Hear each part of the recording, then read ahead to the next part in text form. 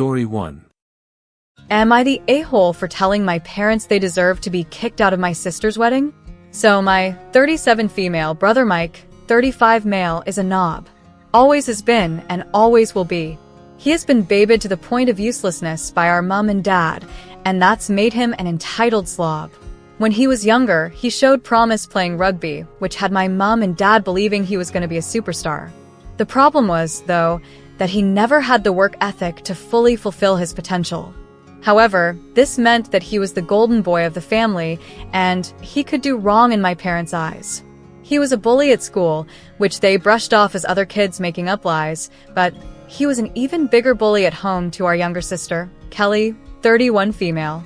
He would constantly prank her, which basically meant he would do anything he could to embarrass her, including things like pulling her dress up in front of the whole family at a wedding when she was 15. Mom and Dad just said it was siblings being siblings, but the rest of the family were mortified by his behavior. I did try and stick up for my sister, and it worked to a certain extent, but after I went away to uni, there wasn't much I could do as Mom and Dad just don't listen to anyone. It got so bad that when she was 18, my sister gave up going to her dream university, St. Andrews, and instead moved to London to go to the Imperial College London. This was a huge shock to all of us, as she had been talking about St. Andrews since she started high school at 11. When I asked why, she said that St. Andrews was too close to home, and she would be expected to go back home more often, but if she went to London, she would only have to go home for Christmas. This broke my heart. After she left, she did exactly that. The only time she was home was Christmas and when I got married. This really annoyed Mom and Dad, as they said she was abandoning the family. I kept my mouth shut and just let them whine occasionally, as I did not want an argument. After graduating from uni, my parents expected her to move back home, but she didn't. She got a job working in southern England and stayed down there. We are from Scotland for reference. 6 years ago, Kelly met a great guy, Jake, 30 male. The day she met him, she called me gushing about him, and I have honestly never heard her speak about anyone the way she does about him. I've met him several times when I've gone down to visit Kelly, and he's great. Good looking, funny, great job, his family are lovely, and most importantly, he treats Kelly as if she hung the moon. It's very cute. After she met him, she cut down how much she came home even more, as she spent the first Christmas with his family, and then the pandemic happened, so she ended up not coming home for 3 years. Her first Christmas home, Mike started his usual bullshit, trying to be the center of attention. When it didn't work out as well as he wanted, as most of the family were more interested in getting to know Jake, he then tried to prank Kelly. He got a big bowl of water and was going to pour it over her.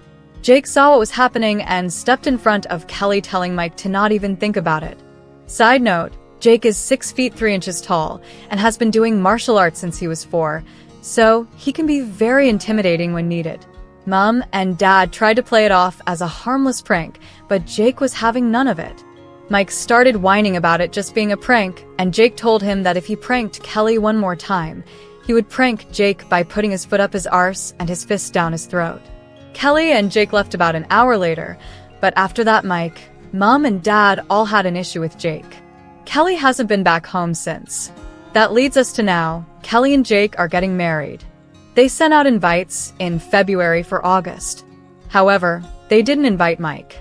Mom and Dad are obviously incensed by this and had a huge argument with Kelly. They threatened not to go, and Kelly just said no problem, she would get Granddad to walk her down the aisle. I went around to their house on Saturday with my kids. Immediately, my mom started complaining about Kelly and the wedding. I sat and listened for a while before I had had enough. I asked her what she actually expected. She and Dad have allowed Mike to be the golden child and get away with everything. Because of that, he can't keep a relationship due to him thinking everyone should do everything for him. He can't hold down a job because every job is beneath him, and he's still living at home with 0 prospects in life. The man-child is a bully who I don't trust to be around my children unsupervised. He bullied Kelly for most of her teen years, and her only escape was to move over 400 miles away and never come home. My mom got very quiet and then asked me to leave. A few hours later, my dad called going mad because I had upset my mom and was taking the side of an ungrateful little girl instead of my parents who gave me everything. This started a huge argument between him and me where I told him he had been a crap dad to Kelly and did not deserve to walk her down the aisle.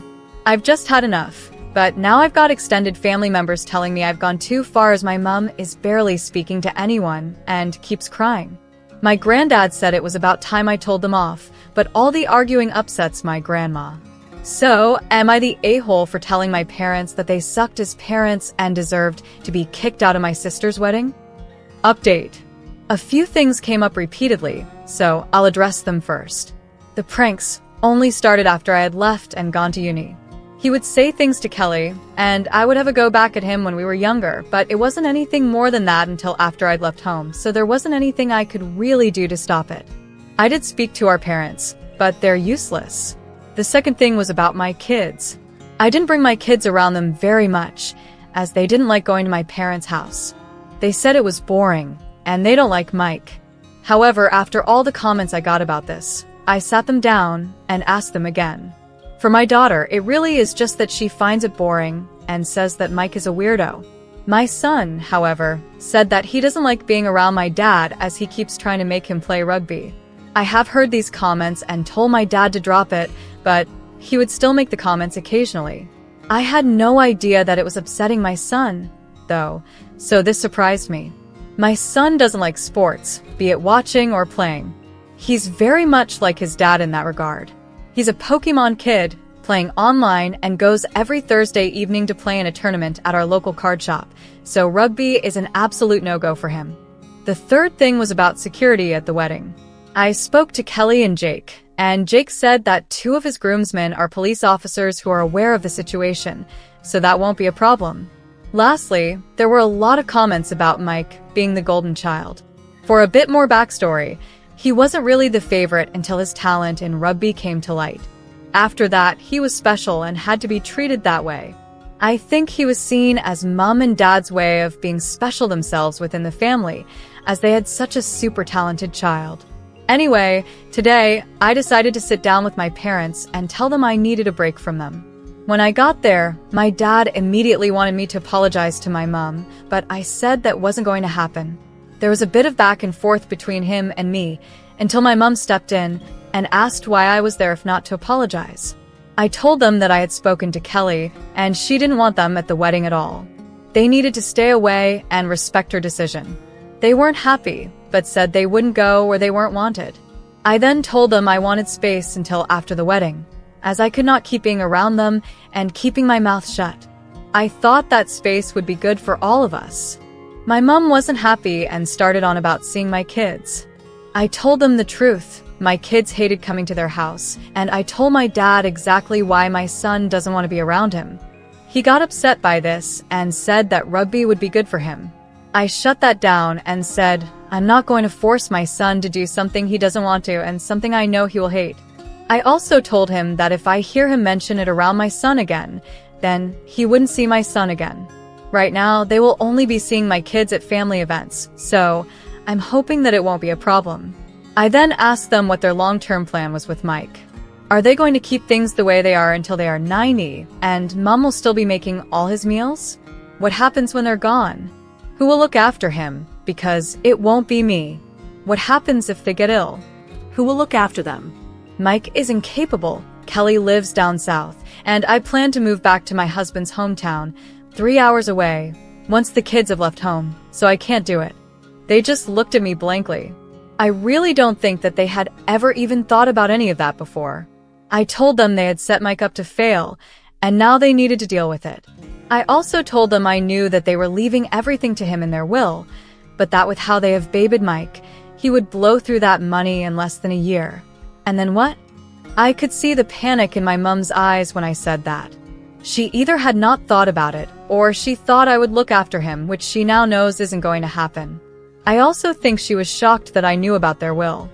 After I told them what low contact with me was going to look like going forward, and them not being happy about it, I left. I hope that I've given them a lot to think about. I will check in with them from time to time, but that's all right now. I'm going to visit Kelly in the next couple of weeks, so I'm looking forward to that. My extended family has also backed off after I sent them all a text saying if they were so concerned about my mom, Then they could be her support system and deal with Mike the same way Kelly and I have had to for years. Not surprisingly, none of them wanted to. Otherwise, I'm going to just try and get on with things as normal. So, is she an a-hole? What do you think? Leave your thoughts in the comments. Story 2. Am I the a-hole for refusing to attend my sister's wedding after she secretly dated and got engaged to my ex-fiancé? I, 28 female, was engaged to my ex-fiancé Mike, 30 male, for 2 years. We were together for 5 years in total, and were supposed to get married last summer.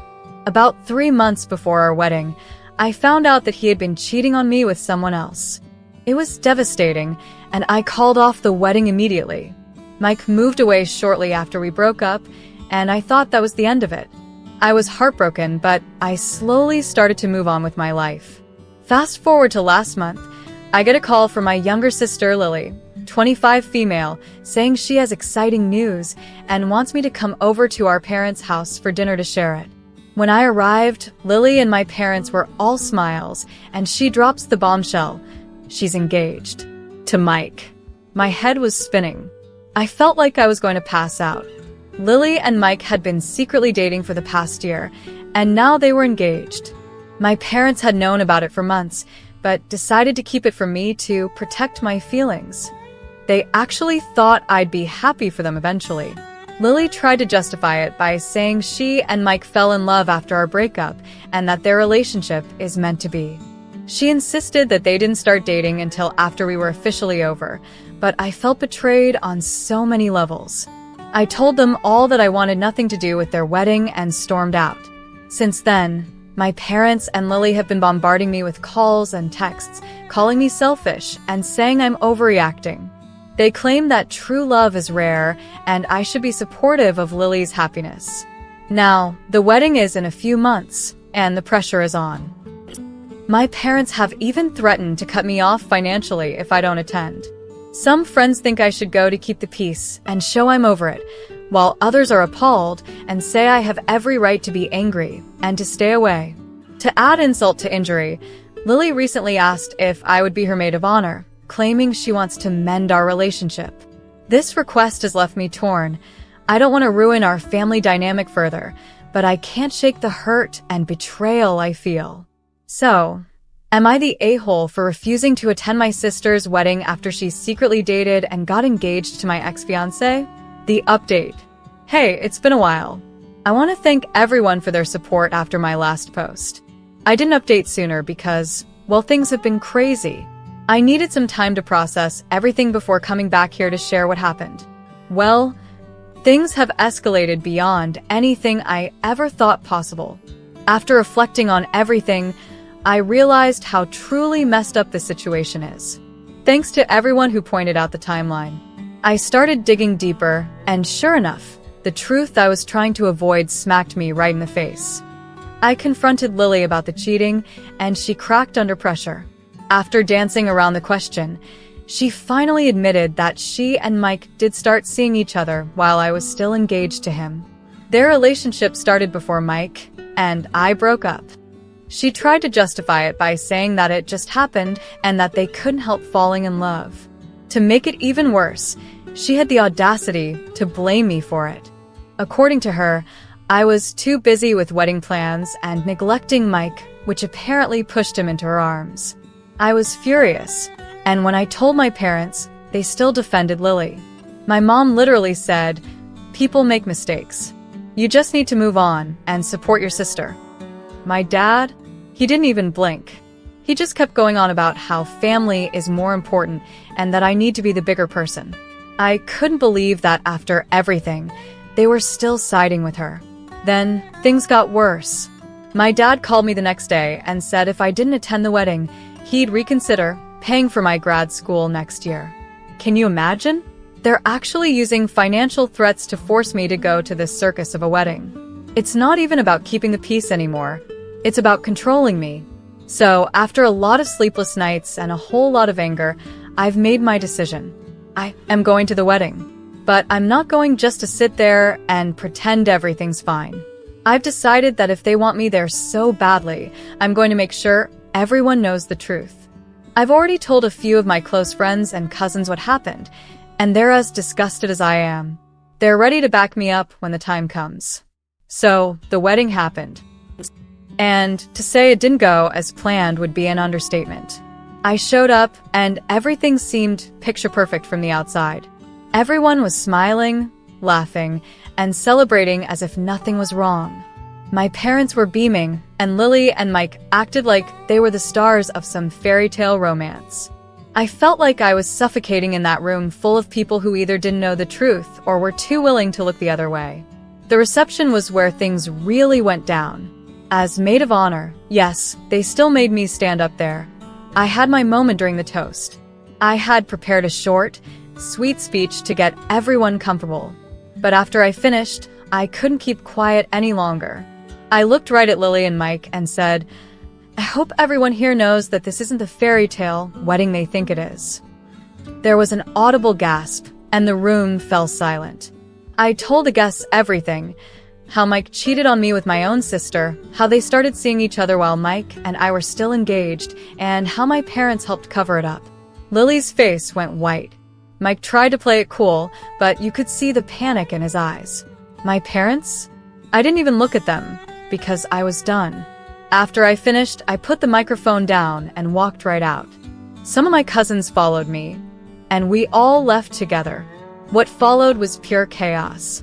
People started whispering, and it wasn't long before the truth spread around like wildfire. Some family members were shocked, others disgusted. My phone was blowing up with texts and calls from my parents, but I ignored every single one. The aftermath has been intense, to say the least. My parents are furious with me, saying I ruined the wedding and humiliated Lily and Mike. Lily tried to play the victim, of course, but at this point, no one's buying it. Some family members have taken her side, but surprisingly, a lot of people are backing me up.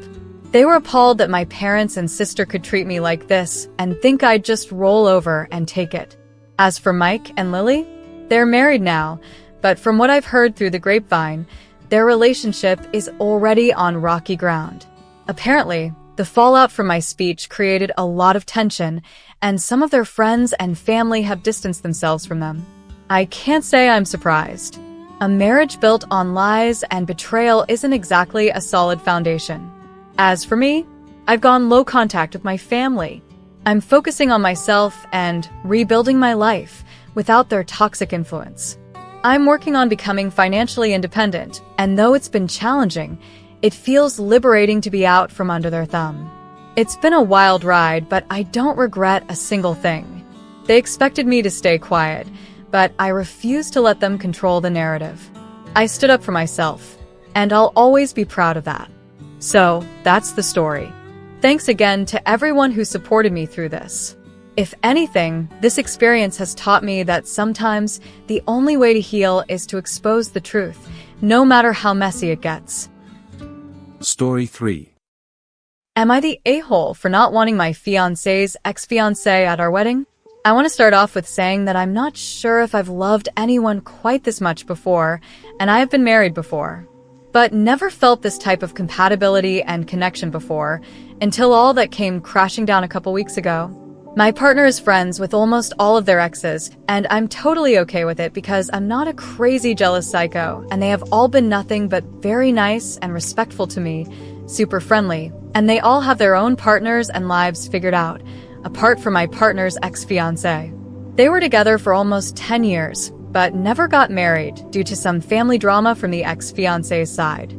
My partner has gone on to say and reiterate a couple times that they were so in love, so into each other, and would have still been together if it wasn't for this particular family drama. They also broke up almost 3 years before we got together. However, they were still sleeping together that whole time, up until a month before my partner met me. This already rang alarm bells when I heard it, but I shrug it off because I thought it was my past experiences and traumas talking through me and not common sense. I try to be very mindful of giving people their own space and letting them be themselves fully, speak how they want, and be authentic. However, I would still be with my ex if not for this one thing. It's not pleasant to hear, but I figured they just had a super strong, loving bond, and okay, I moved on. I never made any problems out of them being friends, I even tried a few times to reach out to this ex myself to become friendly. I sent them a couple of memes and tried to strike up small talk a few times on my own initiative, but they've always been super weird with me, making strange flirty comments to my partner when they've been speaking on the phone, for example, or being condescending about me and my family. I don't want to go too much into detail about what they said to not make myself identifiable, but I gave them grace and 3 chances to become friends. They blew them all by completely disrespecting me and my relationship. This ex even implied that they would talk with my partner secretly when I'm at work, probably to get a reaction out of me to see if I'll bite. I blocked them everywhere. My partner knows this, but I'm okay with them still being friends if that's what my partner wants. I'm cool with it as long as I don't have to be forced to be friends with this ex, because I have no reason to want to do that after how they treated me. My partner said they understand, and we're cool with that. They said they don't want to choose my friends for me, just like they wouldn't want me choosing theirs. Fair. Anytime they speak on the phone, they run to the other side of the garden, start wandering aimlessly to get away from me. It seems avoidant, like they don't want me to hear them talking, and I was okay with that too. Everyone has a right to private conversations. I get it. Okay, maybe I stopped being super enthusiastic about this person and stopped asking, how is so and so? After they spoke on the phone or whatever, stopped wanting to become acquainted, however, still remained completely civil, said hi when I had the chance, was polite as required. All was great until the final blow came. My partner asked me if they could invite their ex-fiancé to our wedding. I was shocked and couldn't answer. I said I would think about it, but I'm honestly so effing hurt that they would even ask me that, knowing I have their ex blocked and knowing how they disrespected me and made me feel like an outsider in our own relationship. I'm absolutely gutted. What makes it even worse is the way they phrased it. I would love to invite ex to our wedding. They're my friend, and I have a sentiment towards them. I will completely understand if you don't want them there, and I will absolutely respect that decision, but I would like them to come. At first, I was sad and enraged. If you will completely understand and respect that I don't want them there, then you've just answered your own question, haven't you? I feel like a deer in the headlights. This has completely killed my excitement for the wedding, and it's made it hard to even think about. In previous relationships, my boundaries were violated to quite an extreme extent, and my partner knows this. The wedding I had before was a sham. It wasn't mine, it wasn't how I wanted. I had to compromise a lot and do things in spite of myself back then. It was awful. Not only the wedding, but the whole marriage. Both my ex and I contributed to that fact. I've taken full accountability for my part in it, and I've gone through extensive psychotherapy to learn to love myself again and set healthy boundaries, speak up for myself, and be assertive, among other things. I've been in that healthy space for over 3 years now. However, after hearing that question, I feel like I've taken 100 steps back, and the ache is so deep it's giving me cold feet about the whole wedding. I feel small and insignificant, like an afterthought, a plaster for an ache of an unrequited love, like an effing second choice. I love my partner completely, and I want them to be happy. That's why I think if they really want their ex to be there, and it means a lot to them, then they should be able to do that. However, I also love myself and want to put my peace and well-being first, so I'm totally stuck. On one hand, I think I have a right to feel how I feel. On the other hand, I don't want to seem totally unreasonable. I'm not and never have been the type to give anyone ultimatums. I would never say it's either me or them. But at this point, I don't think I can do it. Any advice would be greatly appreciated, and if I get none, at least it feels good to write it down and get it off my chest to process it before I ultimately have to talk to my partner about it. I don't want to lose them, but I also don't want to lose myself again in the name of love. I'm happy to never get married again, if that's what it takes to keep myself and my boundaries intact. I'm done being a pushover. Am I the a-hole?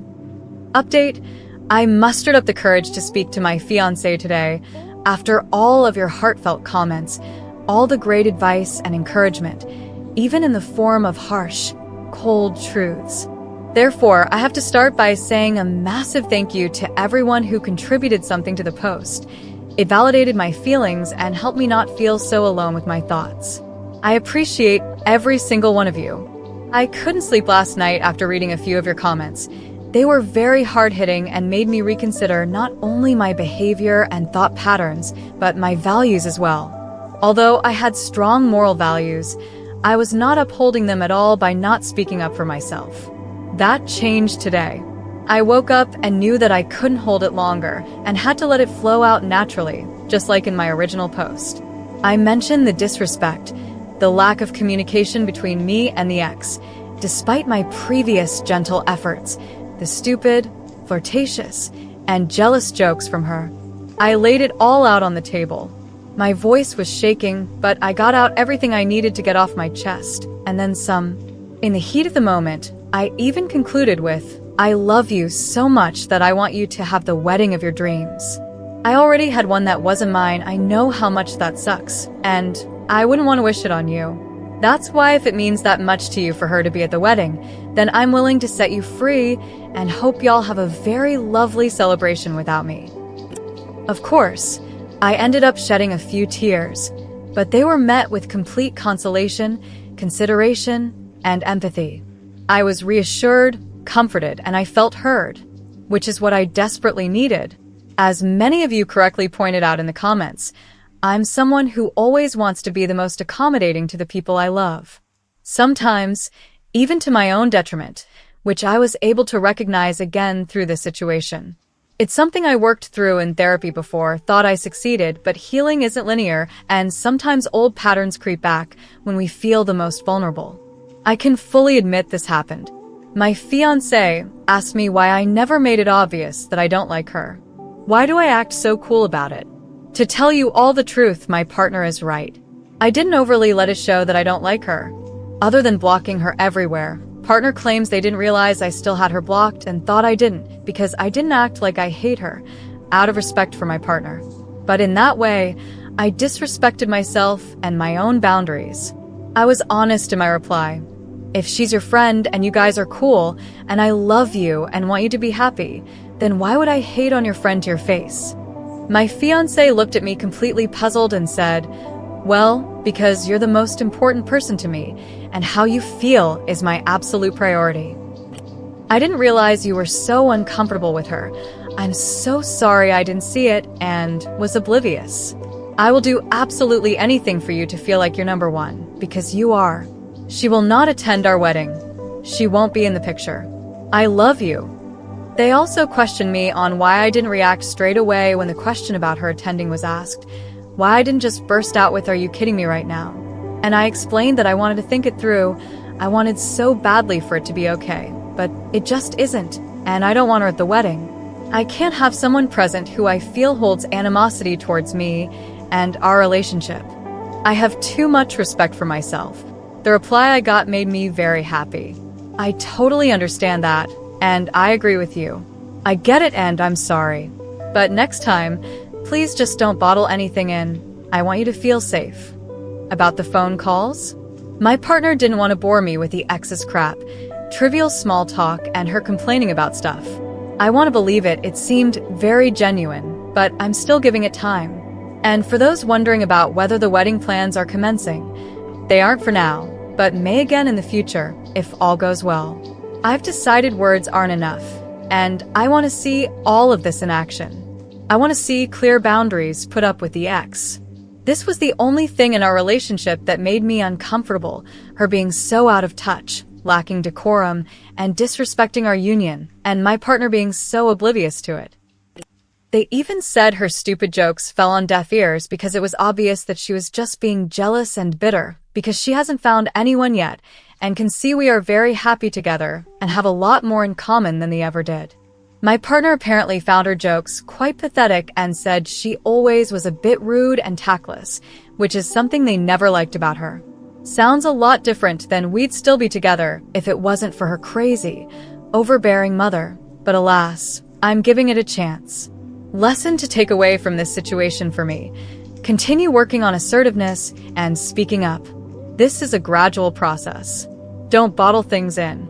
That doesn't mean burst out into flames every time an uncomfortable feeling arises, but sit with it for a moment and let it be heard. Always speak your truth, no matter the outcome. And if no change is made and the ex reappears with a vengeance, they can have each other.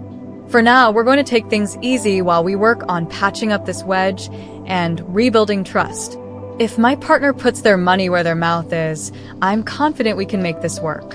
And who knows, in a few years, once the ex is happily married too and everyone knows their place, maybe we can all laugh about this together at a summer barbecue. Maybe not. Once again, thank you all so much for your input and your encouragement. And let's see what the future brings. Much love to you all. Story 4. Am I the a-hole for refusing to help my parents after they gave my sister their house? I, 33 male, have always had a complicated relationship with my parents. Growing up, my younger sister, Lily, 30 female, was clearly the favorite. They were more lenient with her, gave her more opportunities, and supported her financially in ways they never did for me. I accepted it over the years, figuring it was just the way things were. A few months ago, my parents decided to downsize and move into a smaller home. Instead of selling their current house, which is the one we grew up in, they decided to give it to Lily. They said she needed it more, because she's starting a family and could use the space. They didn't offer me anything, not even a conversation about it. This hit me hard, especially since my wife and I are also planning to buy a home soon, and we could have really used some help. When I brought this up to my parents, they brushed it off and said Lily has always been the one who needed more support. I told them I felt hurt and left out, but they just acted like I was being selfish. Fast forward to last week, my parents reached out asking if I could help them with some renovations on their new place. They want me to spend several weekends doing repairs and helping them move, all without any compensation or even acknowledgement of how unfair this situation feels to me. I told them no, that I'm not willing to help after the way they handled giving away the house. They were shocked and accused me of being petty and ungrateful. Lily also chimed in, saying I'm causing unnecessary drama and making everything about me. Now, my parents are barely speaking to me, and some extended family members have reached out, telling me I'm overreacting and that I should just help them out because family comes first. Am I the a-hole for refusing to help my parents after they gave my sister their house? Update: after reading through your comments, I realized that I needed to have a more honest conversation with my parents. I went over to talk to them, hoping they'd understand how hurt I was by their decision to give the house to Lily without even considering my situation or discussing it with me. I explained that it was not just about the house, but the years of feeling as if I've always been second to her.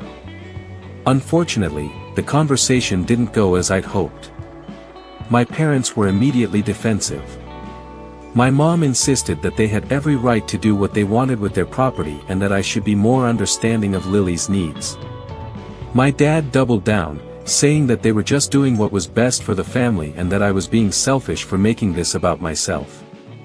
They refused to acknowledge any favoritism or the impact their decision had on me. As for Lily, when I confronted her, she basically dismissed my feelings.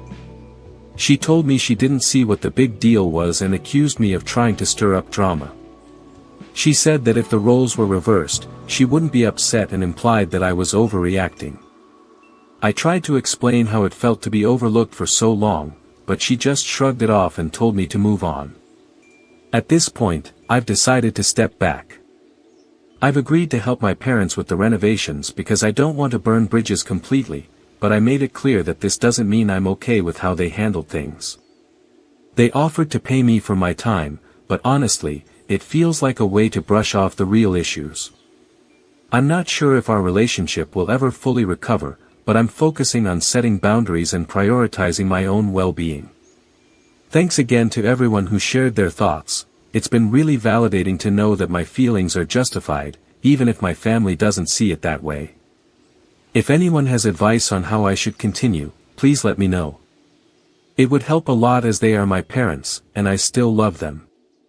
It's hard for me to just cut them out of my life, even with favoritism. Thanks y'all. Update 2. Since my last update, I decided that if I was going to help with the renovations, it needed to be a team effort. Given that Lily is the one who's going to benefit from the house, it only seemed fair that she should help out too. So, when my parents asked me again to assist with the renovations, I told them I'd only agree if Lily also pitched in. I made it clear that I'm not willing to do all the work while she just reaps the rewards. At first, they were resistant and said that Lily's busy with work and planning her move. But I stood my ground, explaining that if she's old enough to get the house, she's old enough to take on some responsibility for it too. This led to a pretty intense argument.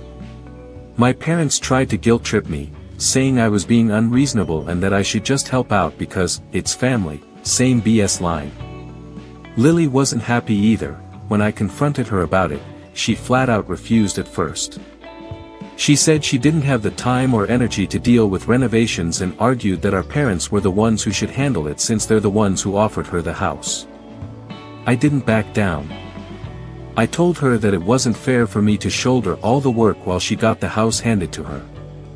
We went back and forth for a while, and it got pretty heated. Eventually, I think she realized I wasn't going to budge, and she reluctantly agreed to help. It wasn't an easy win, but we've now made plans to work on the house together. She's not thrilled about it, and I can tell she's only doing it to keep the peace, but at least she's agreed to take some responsibility. I'm still not entirely happy with how things have played out, but at least I'm not the only one putting in the effort. Hopefully, this can be a step toward a more balanced relationship moving forward, though I'm not holding my breath. I'm glad I've had your guys' help over the last few days. Story 5. Am I the a-hole for not wanting anything to do with my brother even after he tried to delete himself? I, 27 male, haven't spoken or seen my brother, Kevin, in 5 years. I barely speak to our parents or anyone in the family. When I was 22 and Kevin was 25, I found out that my girlfriend of 3 years was having an affair with Kevin. I broke up with her and moved back into my parents' place, showing my parents the proof of the affair. After a month of ignoring Kevin's attempts to reach out and being cold when he would come around to apologize, my parents told me it was time to forgive him. They even went as far as staging an intervention with my ex, Kevin, and extended family, to give me reasons why I should forgive them, especially Kevin. All this did was hurt me more. I told them what they did was unforgivable, especially when it came to Kevin, because he was my brother. I looked up to him, I would have done anything for him.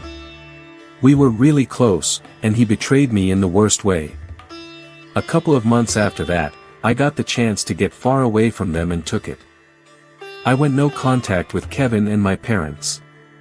For the last couple of months, I've been in contact with a cousin because my grandmother has been having health issues, and it got worse, so I went back to visit her in the hospital. On the way out, I unfortunately ran into Kevin. He wanted to talk, but I pretended I didn't know him, and he started to cry, saying he was sorry and he wanted to have a relationship. I told him he must have me mistaken for someone else and left. My cousin then called me later, saying Kevin had a really bad mental breakdown about what happened. Apparently, ever since I cut contact with him, his mental health has declined a lot. Then my parents called me and begged me to see Kevin, that being there for him would give him peace of mind. They pressured my cousin into giving them my number. I told them I wasn't going to do that. Mom started crying, saying she wanted her family back, that she wanted her sons to be close again. I told her that Kevin, she, and Dad ruined that, so I didn't care about them anymore. My dad then asked if we all sat down, talked, and apologized for all the hurt we caused each other, so that things could be the way they were before. I said I didn't want to talk, and I have nothing to apologize for. The next day, my dad called, and I could tell he was crying. He said Kevin tried swallowing a bunch of pills. Apparently, they told Kevin what I said, and it pushed him over the edge. My parents found him in time, and now he's in the hospital. They think I can make his mental health better if I just have a relationship with him again, but I don't want one. I don't feel it's fair to put his mental health on me. I don't even know how I would even help him when every time I think of him, all I feel is rage, hurt, and betrayal. He's my brother, but I just want nothing to do with him. So am I the a-hole for not wanting anything to do with my brother? Update.